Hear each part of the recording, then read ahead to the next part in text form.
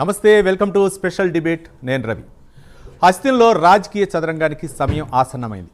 పార్లమెంట్కు delimitation, మహిళా reservation బిల్లులు రానుండటమే దీనికి ప్రధానమైనటువంటి కారణం.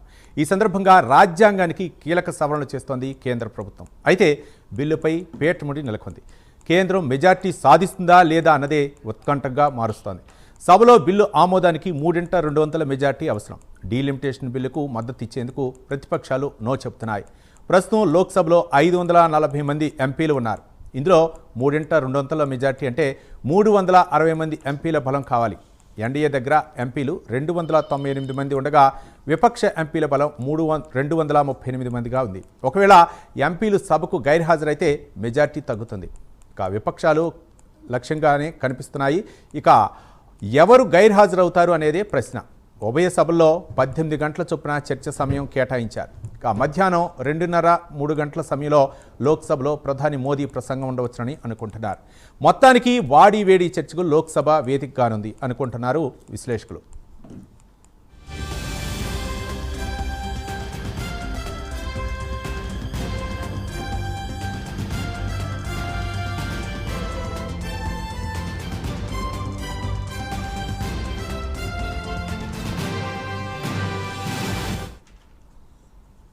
వాస్తవానికి చట్టసభల్లో మహిళలకు రిజర్వేషన్ కల్పించాలన్నది దశాబ్దాల కళ.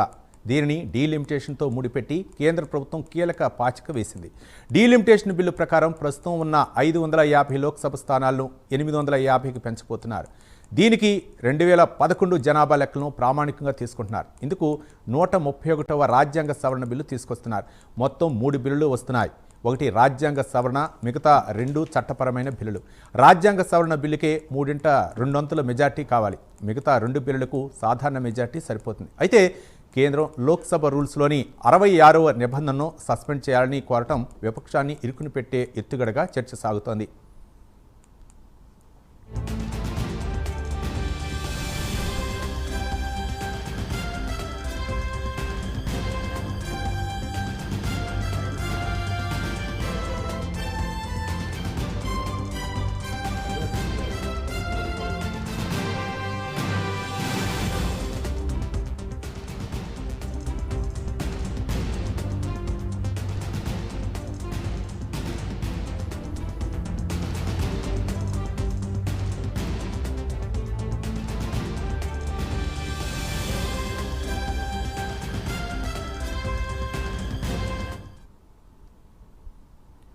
మహిళా రిజర్వేషన్ బిల్లు అమలు చేయాలంటే 2026లో చేపట్టే జనగణను ప్రాతిపదికగా తీసుకోవాలి. 2011 జనాభా లెక్కలు వద్దని లోక్సభలో ప్రతిపక్ష నేత రాహుల్ గాంధీ స్పష్టం చేశారు.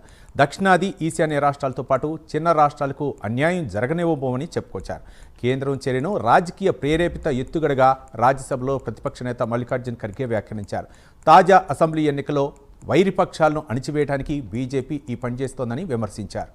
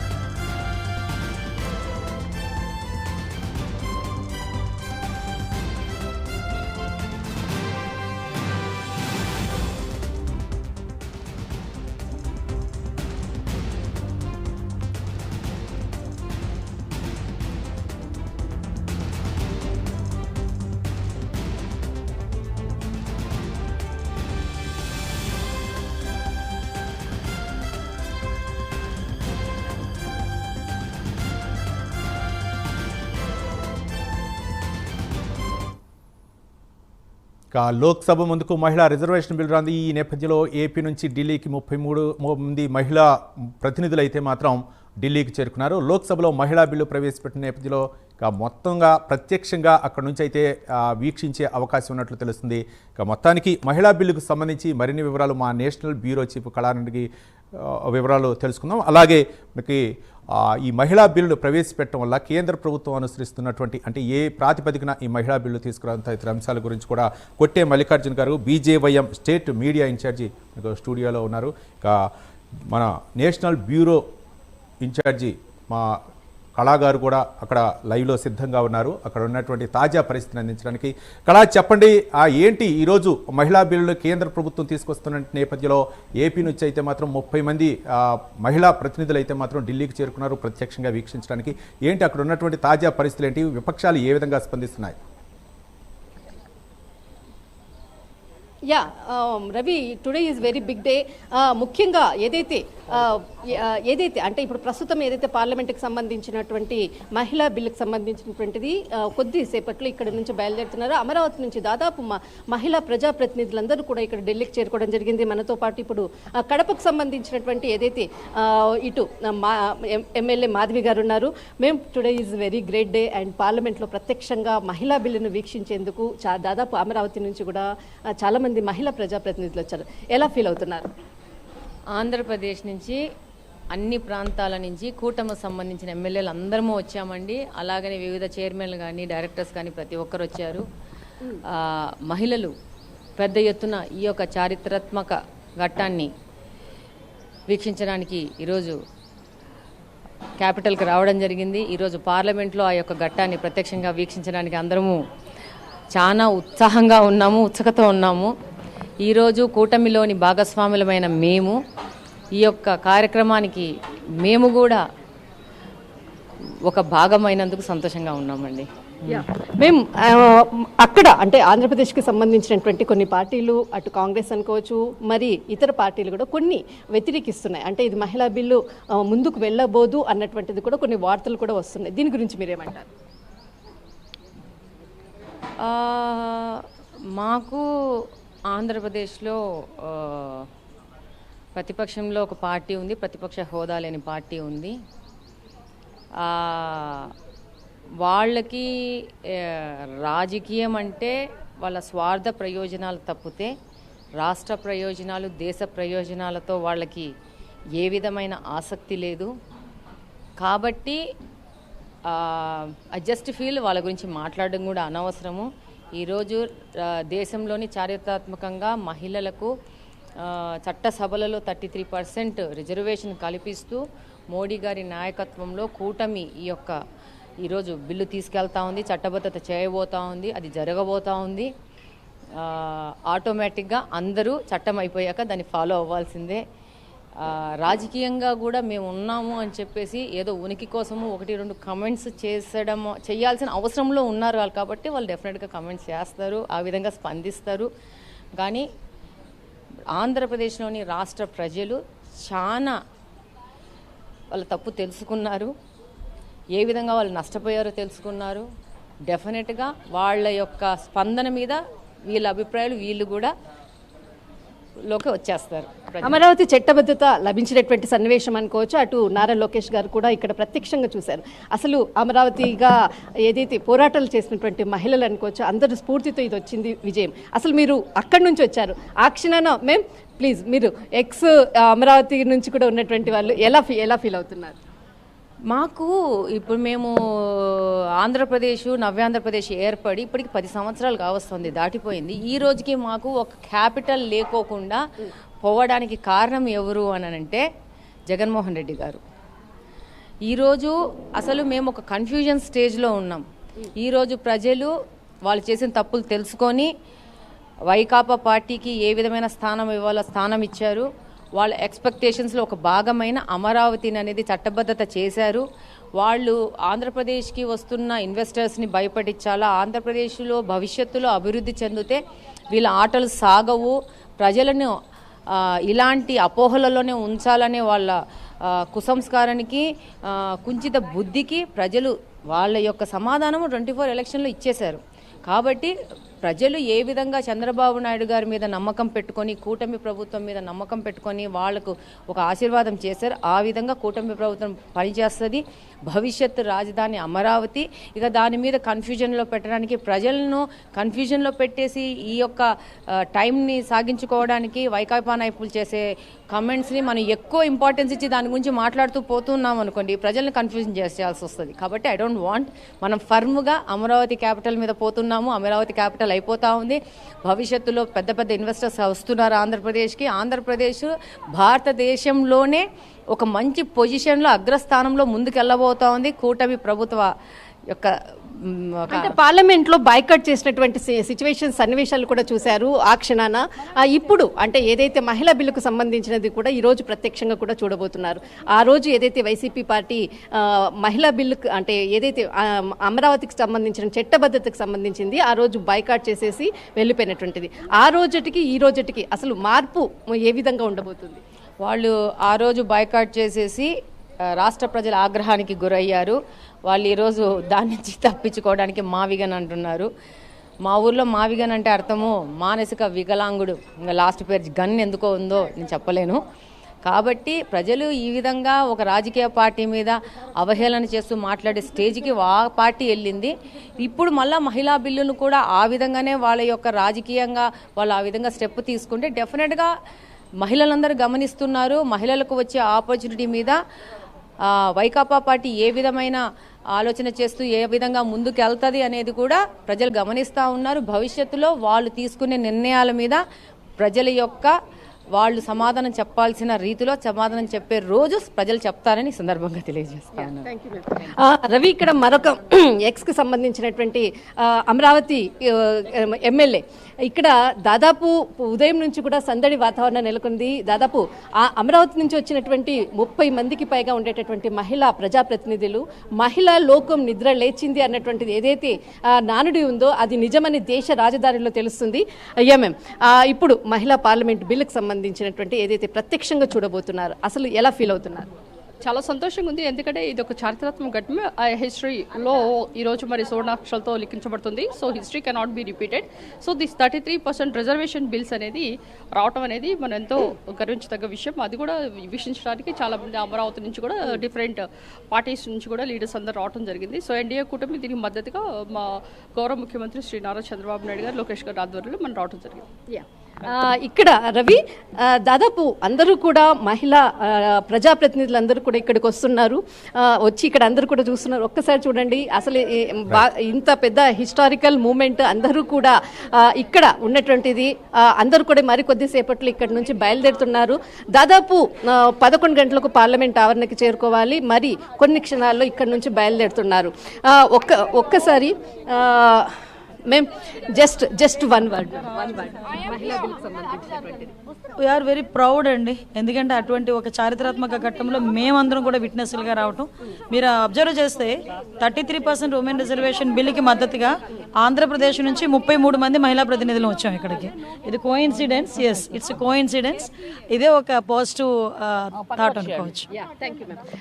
ఇది రవి, ప్రస్తుతము దాదాపు 33 మంది మహిళా ప్రజాప్రతినిధులు 33%గా ఏదైతే 33% ఏదైతే మహిళా బిల్లు ఉందో ఇది ఒక కోఇన్సిడెంట్ అంటూ కూడా ప్రస్తుతము అందరూ కూడా ఇక్కడ నుంచి కూడా బయలుదేరుతున్నారు. దాదాపు ఒక గ్రూప్ ఫోటో అన్నటువంటి ఇది అనుకోవచ్చు. అందరు ఇక్కడ ప్రస్తుతం ఉన్నటువంటి ఇక్కడ నుంచి కొద్దిసేపట్లో బయలుదేరుతున్నారు. మరి అంటే ఏదైతే పార్లమెంట్ గ్యాలరీలో ఉండి ప్రత్యక్షంగా చూసేందుకు అనుకోవచ్చు. అందరూ ఒక గ్రూప్ ఫోటో అనుకోవచ్చు. ప్రస్తుతం మాత్రం ఒక బిగ్ సెలబ్రేషన్స్ అనుకోవచ్చు. రవి, మొత్తానికి ఢిల్లీలో అయితే మాత్రం ఒక సందడి వాతావరణం నెలకొంది. తెలుగు రాష్ట్రాల నుంచి అంటే ముఖ్యంగా ఏపీ నుంచి అయితే మాత్రం 33 మంది మహిళా ప్రతినిధులు అయితే మాత్రం అక్కడ ప్రత్యక్షంగా వీక్షించడానికి, అక్కడ మహిళా బిల్లు వీక్షించడానికి ప్రవేశపెట్టేటప్పుడు అది ఒక శుభ పరిణామం అని చెప్పొచ్చు. రైట్, మరింత అప్డేట్ కోసం మిమ్మల్ని సంప్రదిస్తాం కదా. రైట్, కొట్టె మల్లికార్జున గారు బీజేవైఎం స్టేట్ మీడియా ఇన్ఛార్జి మన స్టూడియోలో ఉన్నారు. మల్లికార్జున గారు నమస్తే. నమస్తే అండి. ఏంటి ఈరోజు ఒక చారిత్రాత్మకమైనటువంటి ఘట్టం కేంద్ర ప్రభుత్వం ముఖ్యంగా నరేంద్ర మోదీ సారథ్యంలోని కేంద్ర ప్రభుత్వం అయితే మాత్రం మహిళా బిల్లుకి ఒక పునాది వేసింది. ఈ బిల్లుని ఏ విధంగా చూడొచ్చు, విపక్షాలు అయితే కొన్ని విమర్శిస్తున్నటువంటి అంశాలు కూడా మనం తెరపైకి వస్తున్నాయి. ఈ నేపథ్యంలో ఏ విధంగా చూడొచ్చు ఈ బిల్లు మహిళా సాధికారతకు ఏ విధంగా ఉపయుక్తంగా ఉండే అవకాశాలు ఉన్నాయి? ముందుగా ప్రైమ్ నైన్ వీక్షకులకు, అదేవిధంగా 145 కోట్ల ప్రజానికానికి నిజంగా ఈరోజు మమ్మల్ని ఏదైతే నమ్మి భారతీయ జనతా పార్టీని, ఎన్డీఏ కూటమిని 2014లో కావచ్చు, 2019లో కావచ్చు, 2024లో ఏదైతే నమ్మి బలంగా ప్రజాబలంగా ఈరోజు గెలిపించినందుకు ఈరోజు దేశం కోసం, క్షేమం కోసం, ముఖ్యంగా ఆడవాళ్ళు అంటే అబల కాదు, ఆది పరాశక్తి, పాలిచ్చే వాళ్ళు పాలించడానికి కూడా సరిపోతారు అనే అర్హులు అని చెప్పేసి ఈరోజు మా ఎన్డీఏ కూటమి, మా భారత ప్రధాని నరేంద్ర మోదీ గారు, అదేవిధంగా జాతీయ నాయకత్వము, రాష్ట్ర నాయకత్వం కూడా ఈరోజు సమాలోచనలతో ఈరోజు అత్యంత ప్రాముఖ్యత ఉన్నటువంటి ఉమెన్ రిజర్వేషన్ బిల్ సాధ్యాలను కూడా పరిశీలించి ఈరోజు 145 కోట్లలో మహిళల కోసం పనిచేస్తున్నటువంటి పార్టీ ఏదైనా ఉందంటే ఎన్డీఏ పార్టీ అని చెప్పేసి ఈరోజు స్పష్టంగా చెప్తున్నాం. ఈరోజు మేమందరం ఏదైతే భారతీయ జనతా పార్టీ యువ నాయకులుగా ఈరోజు మన ప్రధాని నరేంద్ర మోదీ గారిని, అదేవిధంగా హోంశాఖ మంత్రివర్యులు అమిత్ షా గారిని, అదేవిధంగా పెద్దలు పార్లమెంట్ వ్యవహారాల మంత్రి కిరణ్ రిజిజు గారిని, అదేవిధంగా రాష్ట్ర నాయకత్వాన్ని, జాతీయ నాయకత్వంకి మేము ధన్యవాదాలు తెలుపుతున్నాం. ఈరోజు ఏదైతే ఉందో 33% రిజర్వేషన్ 131 కాన్స్టిట్యూషన్ అమెండ్ బిల్కి సంబంధించి 2026లో డీలిమిటేషన్ చట్టాన్ని ఇందులో పొందుపరచడంతో పాటు డీలిమిటేషన్ చట్టంతో పాటు పునర్విభజన నియోజకవర్గాలు చేసి చిత్తశుద్ధితో ఈరోజు మేము ఎన్డీఏ పార్టీ మహిళల పక్షపాతిగా ఈరోజు నిలుస్తున్నాం. ఈరోజు 2026లో తీసుకొచ్చి ఈ చట్టాన్ని అమలు చేసి 2029లో అమలు చేసే విధంగా మా ప్రధాని నరేంద్ర మోదీ గారు దీర్ఘదృష్టితో చూస్తున్నారని చెప్పేసి చెప్పడానికి మేమందరం గర్వపడుతున్నామన్నా. ఈరోజు ఏదైతే ఉందో ఇండియా అలయన్స్ కూటమి, ఎందుకంటే వాళ్ళకు మెజార్టీ తక్కువ ఉంది, అదేవిధంగా దేశంలో భారతీయ జనతా పార్టీ దాదాపు 22 రాష్ట్రాల్లో ఈరోజు అధికారంలో ఉంది, కేంద్రంలో వరుసగా 3 సార్లు అధికారంలోకి ఉంది. ఖచ్చితంగా ఉమెన్ రిజర్వేషన్లతో పాటు డీలిమిటేషన్ కూడా ఇంప్లిమెంటేషన్ అయితే రాబోయే రోజుల్లో ఖచ్చితంగా వాళ్ళ అడ్రస్ గల్లంత అవుతుందని చెప్పేసి ఈరోజు ఇండియా అలయన్స్ కూటమి పార్టీలు ఏవైతే ఉన్నాయో, తమిళనాడులో ఉన్నటువంటి డిఎంకే స్టాలిన్ గారు, అదేవిధంగా తెలంగాణలో ఉన్నటువంటి రేవంత్ రెడ్డి గారు, కర్ణాటకలో ఉన్నటువంటి కాంగ్రెస్ పార్టీ, అదేవిధంగా కేరళకు సంబంధించిన వాళ్ళు, ముఖ్యంగా ఇక్కడ బీఆర్ఎస్ నాయకులు కూడా ఈ బిల్లుకు మద్దతు తెలపకుండా ఈరోజు విమర్శించడం నిజంగా సిగ్గుచేటు. ఒకటి దేశం విషయం అంటే దాదాపు మహిళా బిల్లుతో పాటు మరో 2 బిల్లులు కూడా తీసుకొస్తున్నారు. డీలిమిటేషన్ బిల్లు, అలాగే ఎంపీలు పెంపుదలకు సంబంధించినటువంటి బిల్లు కూడా తీసుకొస్తున్నారు. అయితే మహిళా బిల్లుని అడ్డు పెట్టుకొని ఈ బిల్లును కూడా తీసుకొస్తున్నారని చెప్పేసి ఆరోపణలు చేస్తున్నాయి. అందుకే కొంచెం దక్షిణాది రాష్ట్రాలకి అన్యాయం జరిగేటటువంటి అవకాశాలు అని చెప్పేసి విపక్షాల ఆరోపణ. దీనిపై ఎలా ఉంది? ఒకటేనా, ఇది మహిళా రిజర్వేషన్ బిల్లును అడ్డు పెట్టుకొని డీలిమిటేషన్ చట్టాన్ని ఎవరు తీసుకురావట్లేదు. ఒకసారి వాస్తవంగా చరిత్రను గమనించాలని చెప్పేసి అన్ని రాజకీయ పార్టీలకు నేను గతంలో కూడా సివిల్స్ ప్రిపేర్ అయ్యాను. ప్రస్తుతం బీజేపీ యువమోర్చా నాయకులుగా పనిచేస్తున్నాము. మేము ఢిల్లీ ఎలక్షన్స్లో కూడా అక్కడ వాతావరణం ఎలా ఉంటుంది, లోక్సభ, పార్లమెంటు, అసెంబ్లీ స్థాయి సమావేశాలు ఎలా ఉంటాయి, అందులో ఉన్నటువంటి చట్టాలు ఆఫ్లైన్లో ఎలా ఉంటాయి, ఆన్లైన్లో ఎలా ఉంటాయి కూడా చూసినటువంటి ఒక అభ్యర్థిగా చెప్తున్నానన్న. మొట్టమొదటిసారిగా మనకు స్వాతంత్రం వచ్చింది 1947. తర్వాత మొట్టమొదటిసారి సాధారణ ఎన్నికలు జరిగింది 1951-52. దేని ప్రకారం జరిగాయి? 1951 సర్వే ప్రకారం జరిగాయి. తర్వాత నెక్స్ట్ 1961 సర్వే ప్రకారం 1963-64 డీలిమిటేషన్ జరిగింది. తర్వాత 1971 సర్వే ప్రకారం 1974లో జరిగింది. నెక్స్ట్ 2001 సర్వే ప్రకారము 2002లో అమలు అవ్వాలి. కానీ నియోజకవర్గాల పునర్విభజన అక్కడ ఇంప్లిమెంటేషన్ జరగలేదు. వాస్తవంగా నియోజకవర్గాల పునర్విభజన ఎందుకు చేస్తారు?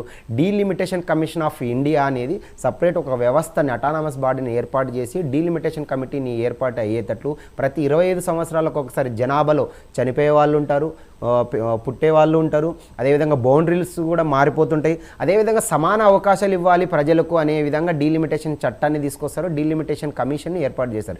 ఇదంతా ఒక అటానమస్ బాడీ అయినటువంటి డీలిమిటేషన్ కమిషన్ ఇన్ ఇండియా ఏర్పాటు చేసి దాన్ని ముందుకు తీసుకెళ్తారు. ఇక్కడ ఒకటి మల్లికార్జున గారు మరింత తాజా సమాచారం అందించడానికి ఢిల్లీలో అంటే అక్కడ జరుగుతున్నటువంటి పరిణామాలని అందించడానికి మా నేషనల్ బ్యూరో చీఫ్ కళా సిద్ధంగా ఉన్నారు. కళా, రవి అందరూ కూడా ఇంకా బయలుదేరుతున్నారు పార్లమెంటుకు. ఏదైతే మహిళా బిల్లు ప్రత్యక్షంగా వీక్షించేందుకు ఇప్పుడు ఇక్కడ మేము మంత్రి గారు కూడా ఇక్కడ ఉన్నారు. అందరూ కూడా ఒక గ్రూప్ ఫోటో, అంటే అసలు మహిళా లోకం నిద్ర లేచింది అని అనేటటువంటి ఏదైతే ఉందో అలాంటిది ఇక్కడ అమరావతి అంటూ కూడా నినాదాలతో మారుమోగినటువంటి ఢిల్లీ రాజధాని. ఇప్పుడు ప్రస్తుతం మేము ఎలా ఫీల్ అవుతున్నారు? అసలు పార్లమెంటుకు బయలుదేరుతున్నారు. చాలా సంతోషంగా ఉంది, చాలా గర్వంగా ఉంది. ఈరోజు భారతదేశ చరిత్రలో ఒక స్వర్ణయుగంలో ఈరోజు భావించాలి. ఎందుకంటే ఈరోజు అన్ని రంగాల్లోనూ మహిళలు ముందంజలో ఉన్నారు.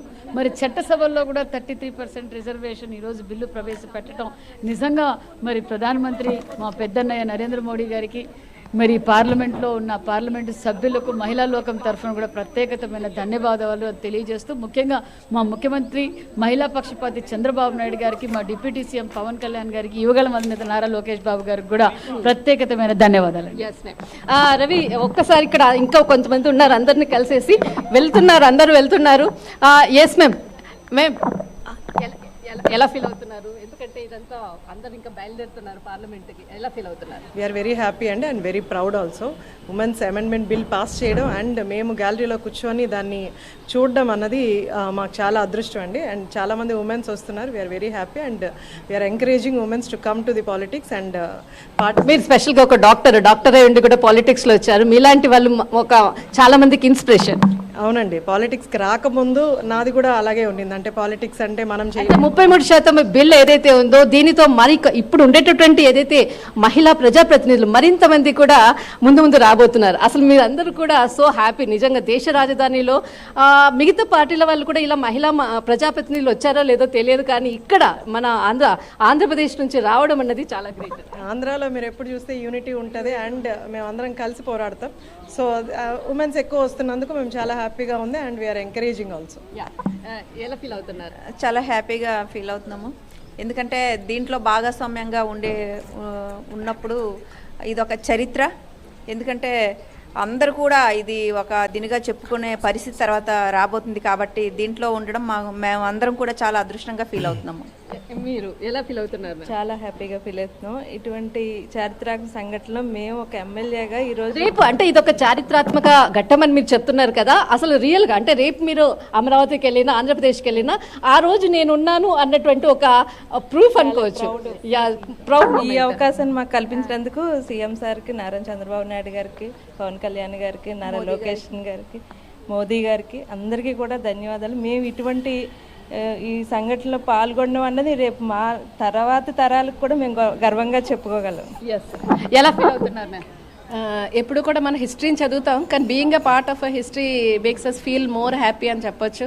So we are going to become inspiration to the upcoming women leaders, లేదంటే ఇప్పుడు కాలేజ్ స్టూడెంట్స్ అనొచ్చు చెప్పొచ్చు. వాళ్ళంతా కూడా మమ్మల్ని ఇన్స్పిరేషన్గా తీసుకొని మీకోసమే రాబోయే రోజుల్లో మీరు రాజకీయాల్లోకి వచ్చి మంచి మంచి పాలసీస్ ఇనిషియేటివ్స్ తీసుకురావాలి. అలాగే విమెన్ వెల్ఫేర్ కోసం పనిచేయాలంటే కంపల్సరీ 33% రిజర్వేషన్ బిల్ అన్నది. So we are happy for that. ఎలా ఫీల్ అవుతున్నారు మేము? ఇంకా వెళ్తున్నారు పార్లమెంట్కి వెళ్తున్నారు మీరు, and how do you feel? తినబోయే ముందు I mean you want to speak Telugu తినబోయే ముందు రుచి చూడటం ఎందుకు అని. Yes, we are going to see the glory and the celebrations which are going to take today and tomorrow. It's a celebration for women. So అందరం చాలా సంతోషంగా ఉన్నాం, ఎక్సైటెడ్గా ఉన్నాం. ఇందాక కూడా చెప్పాను మీడియా మిత్రులతో కొంతమందితో, ఉమెన్కి ఒక బ్యూటిఫుల్ గిఫ్ట్ ఇచ్చిన మోడీ గారికి, మోస్ట్ ఎలిజిబుల్ బ్యాచులర్ అయిన మన ఇండియాలో the best bachelor who has given the priority for the women is really we always gratitude for sir. Thank you. ఇది రవి, ప్రస్తుతం మాత్రం అందరూ కూడా పార్లమెంట్కి ఏదైతే చేరడానికి బయలుదేరుతున్నారు. And one more thing, Janasena party నుంచి నేను రిప్రజెంట్ చేస్తున్నాను ఒక చైర్పర్సన్గా. పవన్ కళ్యాణ్ గారు ఎప్పుడు కూడా పార్టీ స్టార్ట్ చేసినప్పటి నుంచి ఈ రోజు వరకు కూడా మహిళలకే ప్రాధాన్యత ఇచ్చారు. మా మహిళా విభాగం పేరు కూడా ఝాన్సీ లక్ష్మీబాయి వీర మహిళా విభాగం.